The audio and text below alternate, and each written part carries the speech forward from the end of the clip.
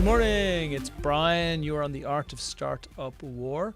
As all investors know who are listening to this podcast, we are only interested in one thing. We are looking for the most innovative companies in the world.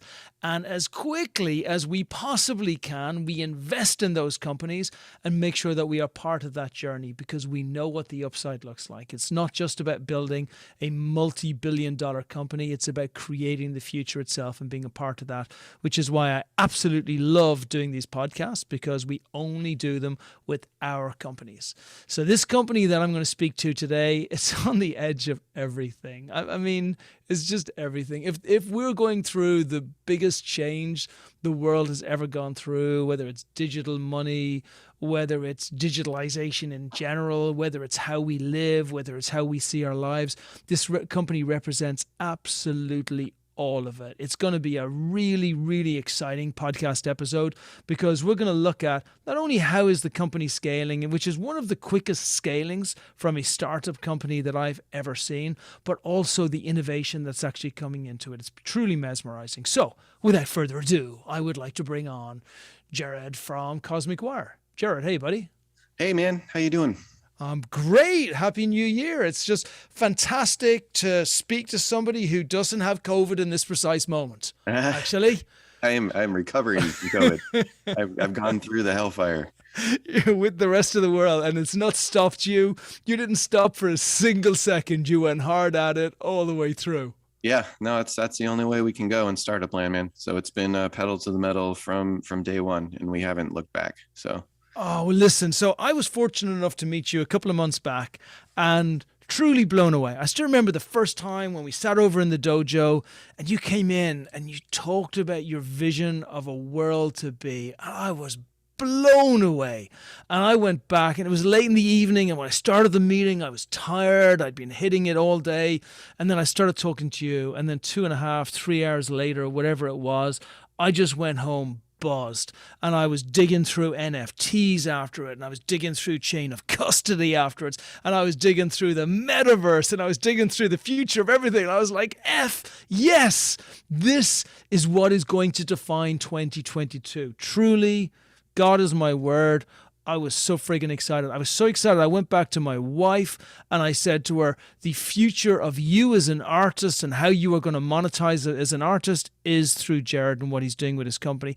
I spoke to my kid, you met my boy, and I said to him, Liam, if you don't learn about this stuff, you are out of my house. I'm not even letting you back in again because this is the friggin' present, not even the future. And I should never know more about this than you. So look, just how I am right now, I was just super buzzed about what you're bringing to the world. And actually, the crazy thing is, what we're going to talk about today, yes, we're going to talk about digitalization of everything. And yes, we're going to talk about a world which has been thrust upon us by everybody under the age of 30 and everybody over the age of 30. You better get on with it and move into it or just move out of the way because it's what it exists today. But actually, it speaks to the most fundamental part of maybe human existence, which is chain of custody, which is just the IP of everything. Who owns what and how can you maximize what's owned just through smart technological tracking as opposed to only taking a small fraction of what is really ours. And then you just cross that with experiences and the world is a better place. So, man, how did you even start with this? and then I want to maybe actually, if we start with maybe a concise explanation of what I'm fumbling with, but what I understand so well. But then I really want to get back to like, what was the genesis of the idea and where did it come from? Yeah, I mean, it's a lot to unpack, but I'll do the best I can. I've been an artist producer. I've been in music, professionally for about 15 years. Probably a little bit longer than that, actually. In every capacity of it, I've major labels, indie labels, artist, producer, behind the scenes, running viral campaigns, putting stuff together, heavily involved in publishing, licensing, and synchronization, royalty chains, and monetization. And then prior to that, I was down in Silicon Valley in the early 2000s, and I built a lot of like SAP installations and server farms and cybersecurity, and kind of started in that world. And I went to college and then got into music. And this was all kind of birthed out of my own hellfire is the way I describe it. I just came out of a deal that I'd been in for a long time, and it wound up, finding out that a ton of people around me had been skimming for close to like 10 years or just outright stealing royalties. I had a publisher steal my entire year's worth of synchronizations. I mean, it was just, and this isn't unique to me. This is pretty normal in the music industry. Wow. And so I understand like the artist perspective really, really acutely, just because I am one, and I've been one, forever, and working with artists as a producer and also my own artist career. And that was what prompted part of the switch over to the name Blazar that I go by now, is just because my stuff was tied up in all these kind of legalities, and I got into this large lawsuit, and eventually I just said the hell with it, because the system's rigged against artists. And then that was what birthed this company. And it was called Cosmic Wire. And, at the start, we were focused heavily just as a record label, and just restructuring the company around artist content creators, putting all the publicity and all the promoters and all the legal and like the creative and then everyone that's usually in this world. I was incentivizing them, on a back end royalty system with the artist, so that when the artist succeeded, the whole team kind of succeeded, and put everyone on the same side of the table for the first time ever. And it was, I mean, it's a revolutionary idea just because it's never been done. I mean, traditionally, when you're a content creator of any kind, like you build something for someone else and then you work out a licensing or royalty rate backed for yourself. So when you're a producer or songwriter like myself, I'll sell the song to the label or the publisher, and then I'll negotiate a rate back, where it should be the other way around, where like they're negotiating a rate for me since it's my content, but that's just, the whole system's been kind of backwards the whole time. And that was the idea, is when we started putting this together was kind of that. And I think that was like the genesis moment. And we were doing what I thought was like the next iteration of album art. It was very kind of just humble at the beginning. Like there is no album art anymore. You get the little thumbnail on iTunes. Right. And so one of my favorite things when I was a kid was getting like the big posters and all that kind of stuff. So like, we should do that again. And so we started like bringing in all these content creators, and we were doing like virtual reality, like in the studio with the artists, behind the scenes thing, like pieces of art that came with the download, and just kind of creating these enmeshment packages. And this NFT space really kind of took fire. And I looked at everyone, I was like, hey, this is what we're already doing. Like, we should just kind of expand the model. And I think that was like the genesis point. Incredible. And then, so one thing is saying this is a terribly unfair industry, which we know it is, right? And saying artists get taken advantage of and they do not get anywhere near a percentage of just the IP they're due. Another thing is actually creating the technology that maps out that entire IP that protects the artist. Like, that's like saying, I wish the Avengers was a better movie. I wish the next Avengers had a couple of people from, I'm going to just do the next Avengers movie, right? It's just a lot. It's a lot. So how did you do that? How did you move from, yes, it's wrong, it needs to be fixed, which, by the way, the entire industry, all sides of it would agree with you on, to I fixed it? Yeah. I mean, it just, I've been doing publishing and licensing in sync for so long, and I understand that system, and it is kind of like a foreign language. Like, for those of us that live in that world, like it's its own collection system, it's its own kind of navigation, and there's a million attorneys and suits and people in between that will give you a lot of horse shit to navigate. But when you finally learn the system, kind of cut through it, that's when you really start to see just how crooked it is and how many people are taking these little percentages in between. Right. So that was just it. I mean, blockchain tech, it's like I said, I came out of SAP, and it's kind of similar structure. And so it just made sense to me when I started seeing this, and instantly I saw like this is the linkage that we've been looking for. This is the way to do like pure source licensing and collection and royalty systems, by cutting out all the middlemen. I mean, we just put this stuff into smart contracts. It's all automated. The content creator owns this system from the start, and then you can license it. And so I just started like building this system, and I literally built the tech around it. It was a way to get around IP exhaustion, which for the listeners who don't understand that, which is probably 99% of people, because I didn't understand this either until it was drilled into my head. But basically, for any source work, you can go one tier down, and that's the derivative, right? And anything further than that is what's called IP exhaustion, unless it's a new novel piece of content that goes into somewhere else, like Weird Al, is a good example of that.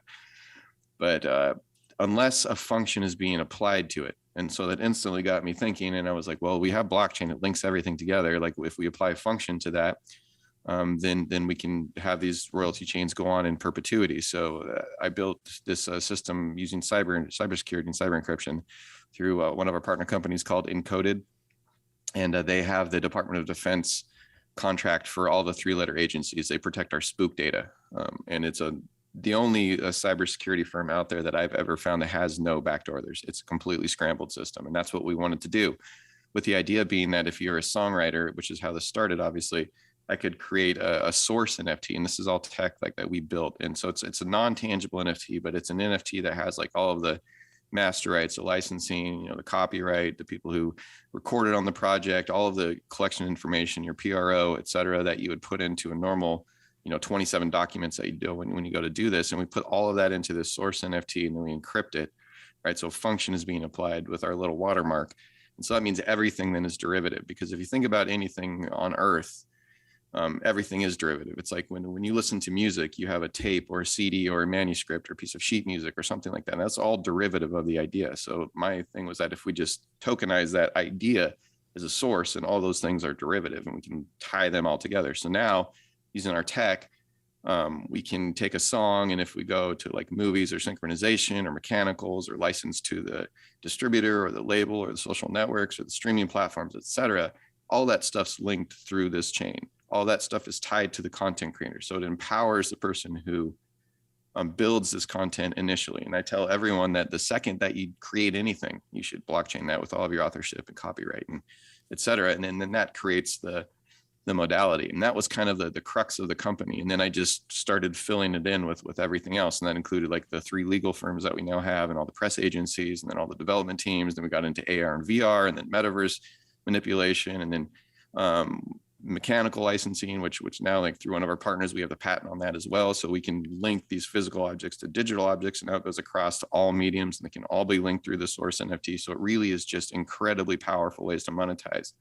And kind of like the ideas that we have is something like a Gucci purse. Like if there's 10,000 Gucci purses, we can particulate each one of those purses, right? So each one would be on the blockchain individual as part of a collection. Kind of the same thing you're seeing on OpenSea, but we're doing that with physical items now too. And then say you partner that up with like Diplo, and you carry your purse into a Diplo concert, and then 3 or 4 of those purses turn into another NFT. So like, because they're geo-fenced around that activity. And that's the kind of enmeshment that I'm really focused on, where I think the future of the space is. Like everyone's talking about the Ready Player One metaverse. I feel like the metaverse is this kind of hybrid thing where like the physical connects to the augmented reality, which connects to the virtual reality, and how all that stuff kind of comes together in a new, like, interesting combination. Yeah, and it needs to, because having them siloed out as they are right now does nothing more than creates confusion. And if anything, it actually creates more problems, because now you have to manage 2 places at the same time. And whenever I think of IP exhaustion, and I want to take it to very simplistic terms for everyone listening, it's really about, a flower pollinating. And whether it's a bee or something, and just taking the essence of that flower away and just dropping it down here, and then another flower comes up. And right now, if it's physical IP, the only thing you have ownership of in most cases is the flower, the first flower itself. But think of all of those bees that took all of that pollen to all of these different places and all of these different flowers that have sprung up everywhere else. And what a shame that you didn't own them, because they're yours, by the way. They could never have existed if you didn't have that first flower that you had planted. And that's really where this goes to. This is a fundamental necessity for physical and digital assets going forward. And for anybody who goes to the hard work and the trouble, it shouldn't just be a case of he or she who knows more about protection of IP gets to get the money, gets to get the spoils. It should be about every single creator and artist everywhere on the planet should have every single derivative possible of whatever IP they've created. Like, how cool is this? It's not just about, or think about it. You got a favorite musician, you protect. You want this because you want your favorite musician not to get ripped off by someone. You've got a favorite drawer, maybe whoever draws Mickey Mouse, like you want that person to be protected. You want all of the creators in the world to make sure that they can maximize what they get so they can do what they love doing and what we need so much, which is creating. What you don't want is the middle people who've got great attorneys to be able to Right. take it because they understand how the law works. So, yeah, man, I just see you as a crusader for justice in an area that actually not that many people have really dared to go too deeply down the rabbit hole to try and get it solved. And you know what the beautiful thing is? It's not just that you've done it. It's not just that you've gone out there. And I know the challenges that you go through on a daily basis just to build this monster that needs to be built. It's that you also then went and got real digital assets, took them to market, and had immediate successes. Can you speak a little bit about that as well? Because they're as awesome as the solution is for the horrible problem that exists out there. Right. Yeah, I mean, that was like the next step. And that just came out of a survival mechanism. Like I said, I've been in the music industry for a minute, and I came from pretty humble stuff. My family are like farmers in the middle of Washington, potato and wheat farmers. We weren't. Hey, by the way, where the hell were you in the famine? Okay. I'm just saying my people needed your people a couple of 100 years back. It was a bad time. Anyway, keep going. Yeah. And, in the music industry, there is a very, very sharp divide, and it's like a 99-to-1 kind of like percentile disparity. And 99% of the people and artists that you see in the industry, and this is like a not so kept secret, but just to reiterate, they're all buying on. Like literally all of the deals that we're due, all the singles, all the EP deals, they all come with massive buy on budgets where it's $250,000 to $500,000 to millions of dollars. People buy this. And the reason is because labels are trying to mitigate their risk because we're not selling records anymore. I mean, it's kind of insane. Like even through us, and when we go out, we're still calling Best Buy to put CDs in stores, which blows my mind. But that's just the archaic nature of it. And so everything that we're doing is definitely turning this stuff upside down. So, I mean, the point of what I'm getting at here is that I learned very quickly that the only leverage that I had, since I didn't have the dollar signs, was content creation, being the content, and content is king. That's the one thing that all of these people that are in between, these predators, they can't do that. They still need the songwriters, and that applies to all mediums. And so after I built this company, the first thing I did was just go get a vacuum cleaner and start going after IP, because I knew that if we could leverage the content and could create the assets and do all the smart contracts and build everything and empower the content creators, we would have all the leverage against all the platforms and everyone else. We would control the system. Right. So then that's literally what we did. We started, I started going through the back doors of the music industry because that's right on roads, and it went everywhere, and it was like gasoline to fire. And now we have like massive publishing catalogs, celebrities, authors, movies, TV shows, podcasts. I mean, video games, famous art. Our fine art collection is absurd. We have Da Vinci's and Picasso's and Rembrandt's. We have the largest collection of Stradivarius on the planet. We have like 17 Stradivarius violins.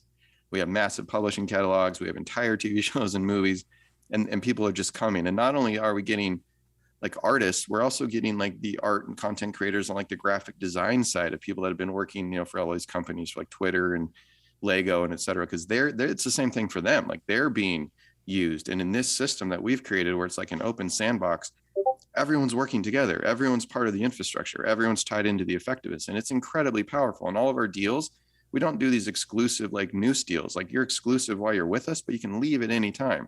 And what we've found is that no one wants to go. Everyone's been looking for this, where it's like this community where everyone's empowered from all sides of the walks of life. So even with like Ruby Mazer, who was our first kind of, foray into this, he designed the Rolling Stones logo that was used for the Tumbling Dice record sleeve. And it's a 50th anniversary. That's a huge thing. And we paired him up with Jim Evans. By the way, for the uninitiated, that is the awesome lips and tongue that you saw on that killer album that will be in the hearts of minds of Rolling Stones fans forever. Yes. Right. And continue, please. And that alone was just dope and cool by itself, but we wanted to like make it even cooler. And so like in our sandbox, we have Jim Evans, who's another just monster. He's done on posters and comic books and video games and all kinds of stuff. He's everywhere. And so we collaborate him with Ruby, and like that's just because they're in our sandbox. And all of a sudden you start seeing this like cool kind of like collaborative thing that just starts happening. Everyone's mixing with everyone because everyone feels inspired again because they're supported. So Ruby, like his canvases, they've sold for 50 to 100,000 for 50 years now. And our first source NFT that we did, we sold for 1.1 million. And it was just tying all that PRO information, tying all that chain of custody and provenance. because the thing that we did inadvertently by creating this derivative chain and these source NFTs is that we solved a major problem, right? And that's authenticity and verification of your asset. And we didn't even know that we were doing that at the time, but that was the idea. Like we were putting all that PRO information for collection, but I was like, this is also the inadvertent, because with our watermark, we're proving that all these derivatives, like say you have a Da Vinci, for example, like we would put the chain of custody documentation, provenance, all the Smithsonian documentation, all of the letters and pages of bullshit that people have to go through when they purchase this asset. We put all of that into that source NFT and link it to the physical object with our patented tech, right? And then all the derivatives of that have that follow it through. So all the Giclées, all the prints, all the licenses, et cetera. And the inverse of this is that because our watermark is in all these derivatives, now we know what is real and what is fake. And this applies to everything. So you can apply this technology to, putting your titles for your cars in your house, which we started doing that with car sales.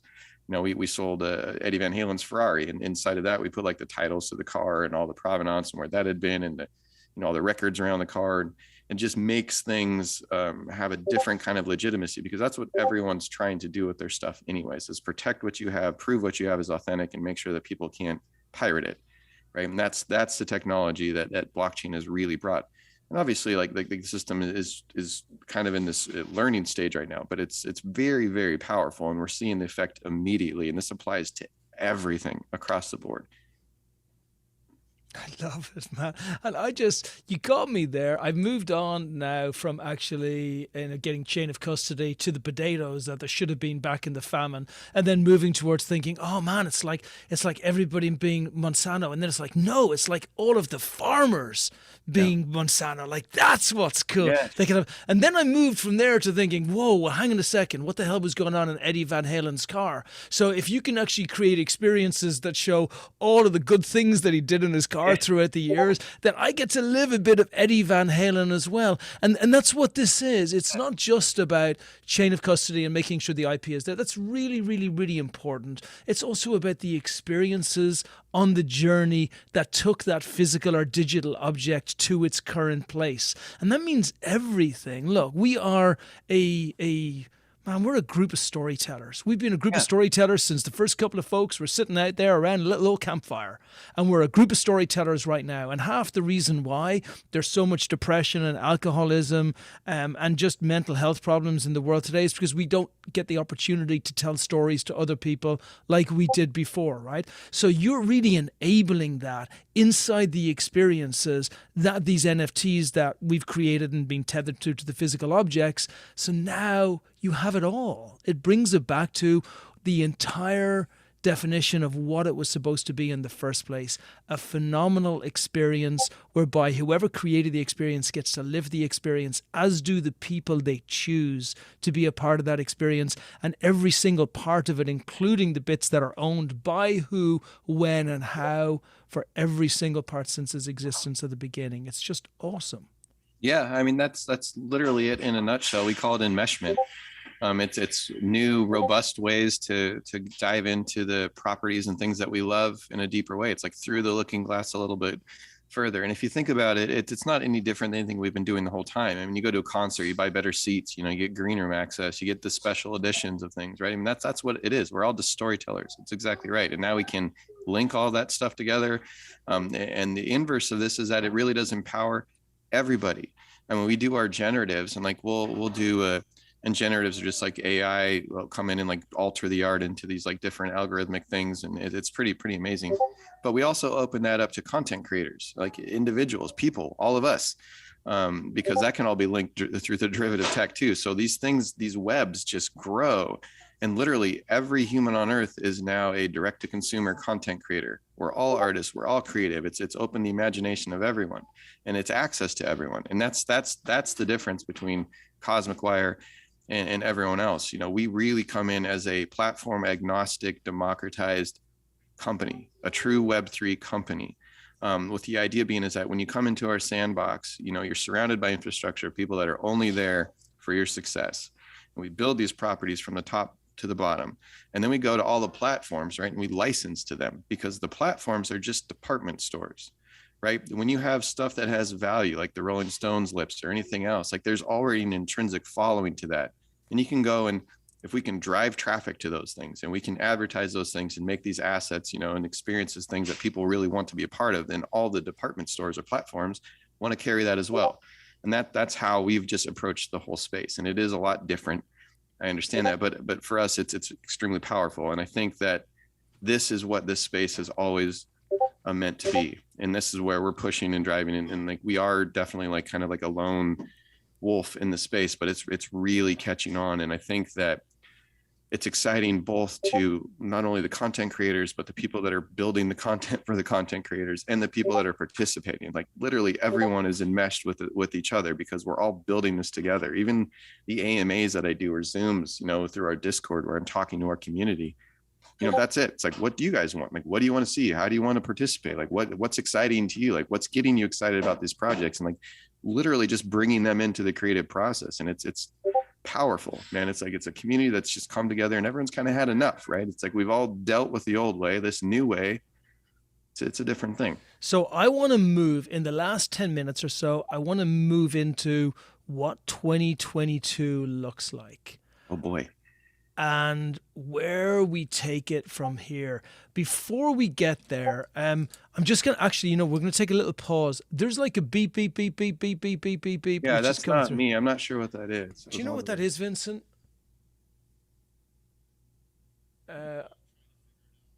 It's like, it's weird. It's like, I'm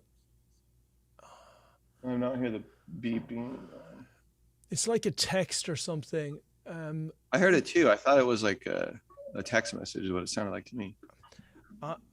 Vincent, I'm on yours, so I don't see. So you think it's all right, yeah? It stopped actually, which is cool. Okay, awesome. Yeah. So listen, so that's awesome. So I'm gonna just go back. Vincent, do you mind just making a note at whatever time it is? Just that Franz, just to do a little cut here. I'll take his silence as a yes. Yes. Okay, so here, what I'd love to go into right now, Jared, is we're going to jump. About to do. Oh, we're starting right now. Sorry, man. Oh, yeah. You were asking me. Okay, so what I'd love to jump into right now, Jared, is we've looked at how you've evolved. You've taken a broken, awful system and turned it into something which is beautiful and takes everything that we love inside it. And I want to look at what 2022 looks like. Before I do, though, you have this wonderful, you talked a little bit about the tongue and lips and how you managed to turn it from something whereby there were canvases being sold before and then that got turned into the NFT where you got like $1 million from it. What I love even more about that story is how you're creating further derivatives which are AI generated, and those derivatives are actually then turning into hundreds, maybe thousands of individual items which also get sold and also have a value in themselves, and that first IP holder gets to be getting a benefit, a financial benefit from all of this as well. So I think if you could talk a little bit about that, I'm not sure how much you can say about it, but if you can talk a little bit about it, I think it would make a great segue into the final part of just the empire that you're going to be building in 2022. Yeah, so I mean, like there's tons of tremendous value in this stuff, and the value is built around the utility of this. And I try to preach this all the time. NFTs, at least in our summation as a company, right? It's just a second. I'm sorry. Oh, you're okay.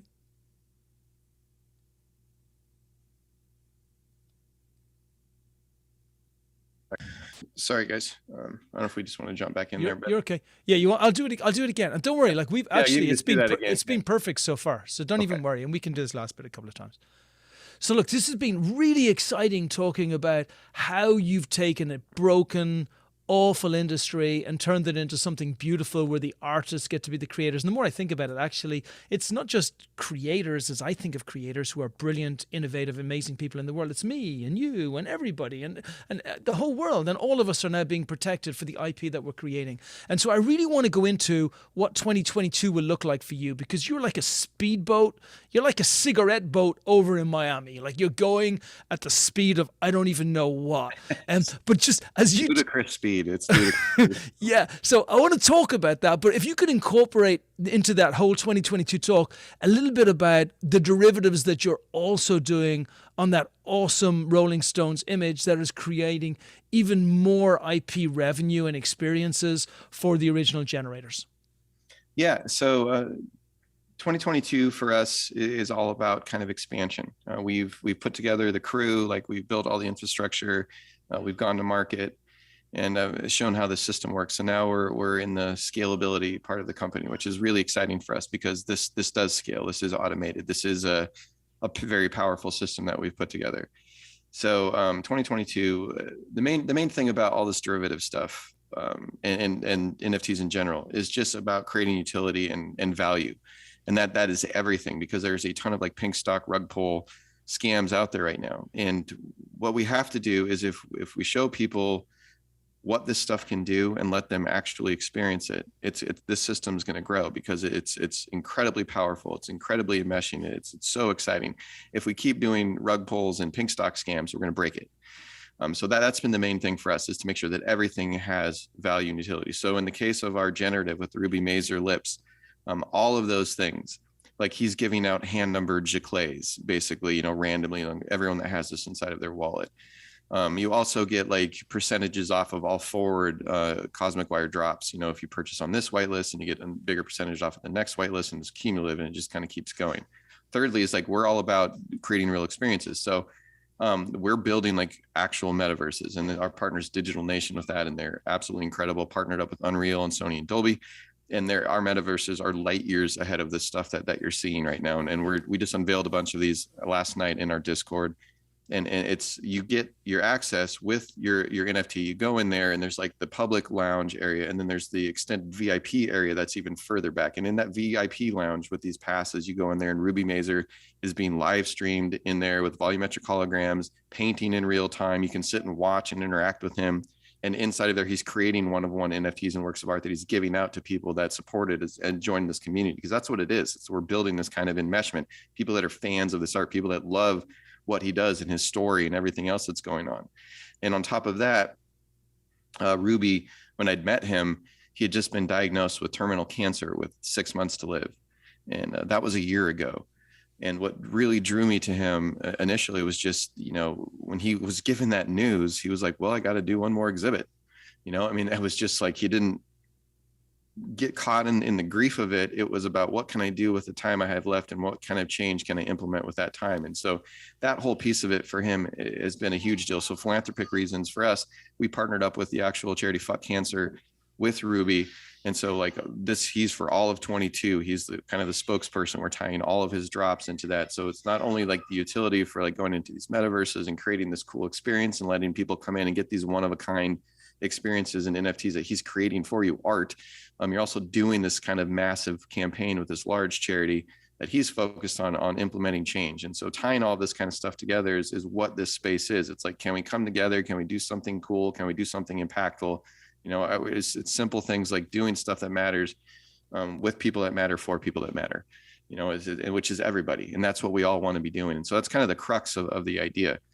2022 for us looks amazingly huge. We've just been expanding, building up the base, building up the community. We just acquired our first set of major trademarks. It's absolutely absurd. And that was the Toon Studio. So now we have the creative rights to like Cinderella and Snow White and Sleeping Beauty and Peter Pan and Alice in Wonderland and all of these other things. Disney actually didn't purchase those fairy tale trademarks. They were making derivatives of them. So they have their own lane. We purchased the actual trademarks. So we're going to be building like Never Neverland in the metaverse, doing all kinds of NFTs and mechanicals and magazines and video games and all kinds of stuff. And that's just, the ecosystem that we're creating. Further stuff that we did that's sounds insane, but really isn't, is we put an LOI on an island that's 20 minutes off of Fort Lauderdale. It's a 14-mile island, a physical island. Because we're watching all these people like do access, like in the Bored Ape Yacht Club, where you get to go to a party with your pass. Well, ours, we're going to give you access to this island. This island we're developing with like hotels and concerts, and we're going to build like AR, VR, and like that part of this trademark property was like literally to build like the NFT version of Disneyland, or we'll call it Cosmic Land, and have all of these kind of experiences that you can go in this one of a kind thing. Not only that, tying into other big NFT properties, like say Doodles or something, if they were to build and exhibit, an AR, VR experience inside on the island that you can only get there. And this is like the first of these satellite installations that we're going to have globally around the world. So when you're part of the Cosmic family, the Cosmic Knot is what we're going to call you, and us that are all part of this, like you get access to all these things. So it's like hotels, restaurants, jazz clubs, like this island for one, and creating this kind of sense of community where we're all part of it and we kind of control the system together in this democratized deal. And so that's what Cosmic Wire is an ecosystem. I feel like we're not an NFT company. I think we focused more on infrastructure and Web3 infrastructure. And we do NFTs, like we are the ecosystem, and our system is open to everyone. So we collaborate with everyone. It's very much an all ships rise kind of mentality. I think we're a true Web3 company, and it's just a different, the fundamental philosophy of the company is just different from the crux. And that's the important thing. So 2022 for us looks amazing. We're very, very excited.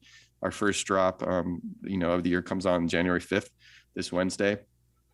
And then we're going right into follow up that Ruby Mazer with, we're doing an actual Leonardo da Vinci that we have inside. It'll be the first NFT PFP derivative of a da Vinci ever done. Wow. We're following that up with like a Stradivarius to do the first Stradivarius that's ever been done. And we're following that up with all these like trademarks that we just bought around these properties to kind of grow those. And that's just like the very, very tip of the iceberg. We have an entire catalog of stuff that we're just going to keep going and building. And all of this stuff is linked through the Cosmic Wire metaverse. And in that hub, all those little portals around like the outside of the ring, where you can go into Ruby Mazer Land, or you can go into Never Never Land, and all this stuff ties together where as long as you have a ticket to the theme park, you can go and play with all of our attractions. Mate, you know what's beautiful about this? I remember when I did my TEDx talk like years ago, and one of my proudest moments was when I look back and I'm like, oh, my little guy is in the TEDx talk. Had him up on a screen, up on a slide, got to speak to him a bit about it, and it felt great. And what I love even about this at the end is when I think of the ultimate derivatives, it's our kids, right? It's our kids and our kids' kids. So I love even your little one in the background there at the end, because my derivatives are running around. It's the ultimate derivative. Like, this is what you're saying. You're just saying to people, look, guys and gals, I'm just telling you to do what we've done from the beginning of time as humans. As humans, we have gone out there and we've had kids and kids' kids and kids' kids, and they've all become part of our clan and our families, and they've protected our clans and our families, and they have become the ultimate defense. And over the years, that has started to break away. And we've never really had an opportunity to be able to do it in the physical world outside procreating. Now we can, because Cosmic Wire exists. So I want to finish it with one thing. How much are we raising? And I know there are things you can talk about and things you can't talk about, so you may even be a little bit vague with this. What's the opportunity for people to get involved here, whether it's on a token or whether it's with regards to equity in the company? Just give us a little bit of color of what's there, even if it's to say, I can't tell you yet, Brian, because we're in the middle of doing a huge deal, which is probably going to happen in the next couple of weeks. Right. And we have done some pretty huge deals that we are announcing. The biggest partnership that we are going public with is with Celsius that we just cut. And that's a pretty life-changing opportunity for us just to be around that infrastructure. With that's Alex Mashinsky. On top of that, we are doing equity raise. It's just for us, it's the right money, right? It's not necessarily just money. We have like all of the major players that we're in talks with, Tiger Capital, Sequoia, et cetera.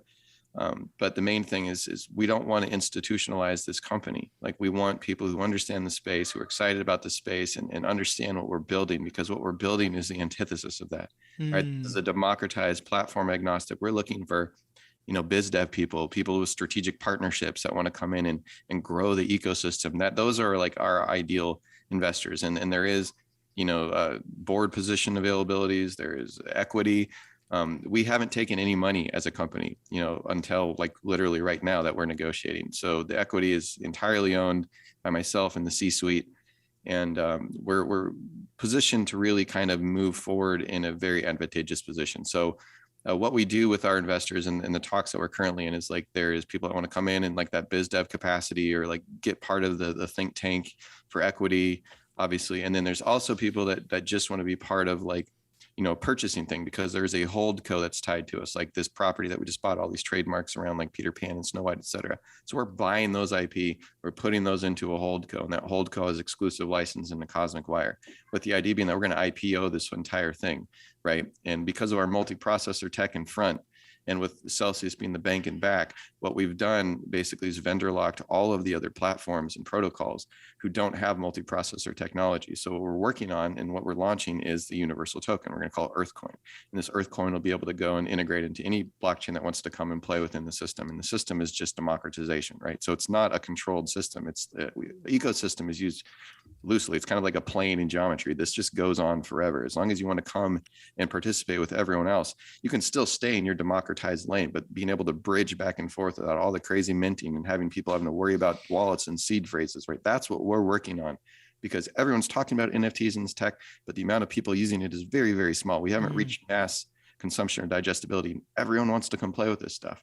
Everyone wants to get their hands on, and they walk around these worlds. It's kind of like that childhood imagination and creativity starts sleeping back, and you see in people as they just light up. I mean, there's like, oh, this is just crazy. Like, I had no idea. And that's what's happening here, is like everyone is a content creator. We are all content creators for our own life. And that is what this is. We are all telling our own stories. And this is a way for all of us to come together and do it.